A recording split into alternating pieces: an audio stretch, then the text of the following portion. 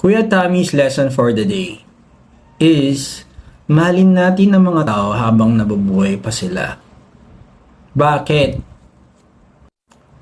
Kasi madalas na-appreciate natin ang mga tao kung kailan wala na sila at huwag nating antayin na mangyari yon dahil hindi na natin maibabalik kapag alam nyo na nasa kabilang buhay na sila. Madalas pinagpapaliban natin yung opportunity na ipakita yung mga simpleng bagay na appreciation kasi lagi tayong busy. Inisip natin marami tayong oras para gawin yon.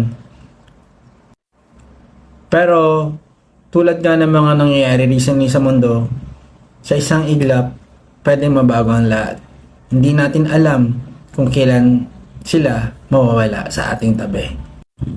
Kaya ipakita natin ang ating pagmamahal habang buhay pa sila. Isang simpleng yakap, isang simpleng halik, isang simpleng mahal kita, I love you. Isang bouquet of flowers, isang cake. Bisitahin niyo sila, kamustahin niyo yung mga kaibigan niyo. In small little things, mapapakita natin ang ating pagmamahal. And those little things means big to them. To us.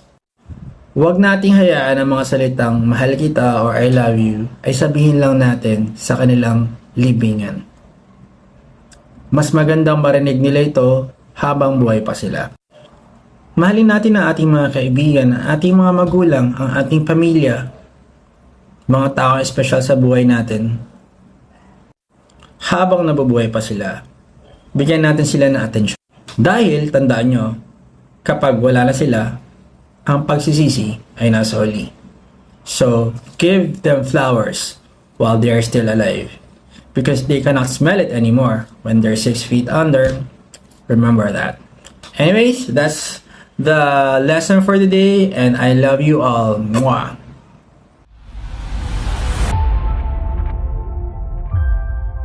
Tammy TV, ang inyong pambansang Kuya BFF.